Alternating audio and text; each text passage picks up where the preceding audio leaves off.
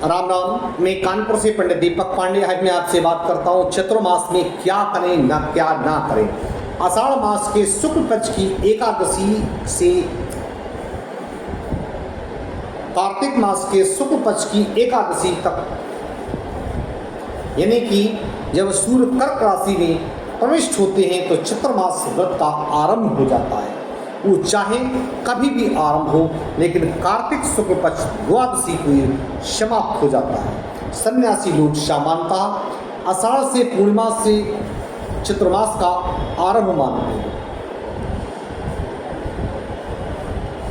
चतुर्मास पुराणों में कहा गया है कि भगवान विष्णु आषाढ़ शुक्ल पक्ष के एकादशी से कार्तिक मास के शुक्ल पक्ष की एकादशी तक, यानी 4 महीने पर्यंत पाताल में राजा बलि के यहाँ पर निवास करते हैं। चतुर्मास की अवधि में साधक को व्रत रखना चाहिए और प्रतिदिन सूर्योदय के समय स्नान आदि से निवृत्त होकर के भगवान विष्णु की आराधना करनी चाहिए।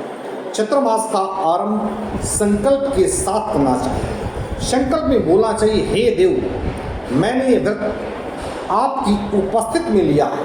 यदि आप मेरे प्रति अनुग्रह करेंगे तो निर्विघ्न समाप्त हो जाए। व्रत ग्रहण के उपरांत बीच में ही मैं मर जाऊं तो आपके अनुग्रह से ये पूर्ण रूपेण व्रत समाप्त माना जाए। चतुर्मास में कुछ नियम होते हैं, जैसे इन 4 मासों तक प्रति को कुछ खाद्य पदार्थ त्यागने चाहिए। इस संबंध में सिद्धांत है कि सावन के महीने में साग, भादों के महीने में दही, कुंवार के महीने में दूध और कार्तिक महीने में दाल का ग्रहण नहीं करना चाहिए। चतुर्मास का व्रत करने वाले व्यक्ति को शय्याशयन, मांस, मधु आदि का भी त्याग करना चाहिए। उसे पूरे 4 महीने जमीन पर शयन करना चाहिए। पूर्णतः शाकाहारी रहना चाहिए तथा मधु आदि रसदार वस्तुओं का सेवन नहीं करना चाहिए। गुड़, तेल, दूध, दही, बैंगन आदि का सेवन भी नहीं करना चाहिए। यदि आप इन 4 मासों में गुड़ त्यागते हैं तो आपको मधुर स्वर की प्राप्ति होती है। तेल के त्याग से पुत्र पौत्र आदि की प्राप्ति होती है और अंग प्रत्यंग सुंदर हो जाते हैं। कड़वे तेल के त्याग से शत्रुओं का नाश होता है और घी के त्याग से आपको सौंदर्य मिलता है। साग के त्याग से बुद्धि एवं अनेक पुत्र प्राप्त होते हैं। साग एवं पत्रों के त्याग से पकवान की प्राप्ति होती है। दही, दूध दही के त्याग से वंश वृद्धि होती है तथा व्रती गोलोक में जाता है। चतुर्मास में जो व्यक्ति उपवास करते हुए नमक का त्याग करता है वो सभी पूर्व कर्म सफल हो जाते हैं।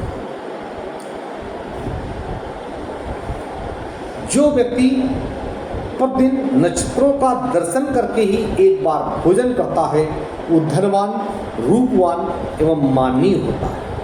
चतुर्मास में जो व्यक्ति आयाचित भोजन करता है उसे अपने भाई बंधुओं से कभी वियोग नहीं होता है। जो व्यक्ति एक दिन अंतर देकर के भोजन करते हुए चतुर्मास व्यतीत करता है वो सदा वैकुंठ धाम में निवास करता है।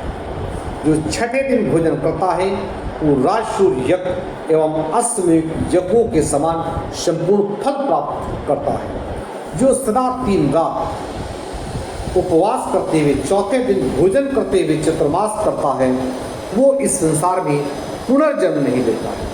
चतुर्मास के व्रत समाप्त होने पर व्रती को ब्राह्मणों को निमंत्रण करके भोजन कराना चाहिए और उन्हें दक्षिणा दे करके ये प्रार्थना करनी चाहिए कि हे प्रभु, आपके प्रसन्न करने के लिए मेरे द्वारा ये व्रत लिया गया है और हे जनार्दन, जो भी दोष हो आपकी कृपा से वो दोष दूर हो जाए। मैं कानपुर से पंडित दीपक पांडे, वास्तु विशेषज्ञ और ज्योतिषाचार्य 9305 360 382।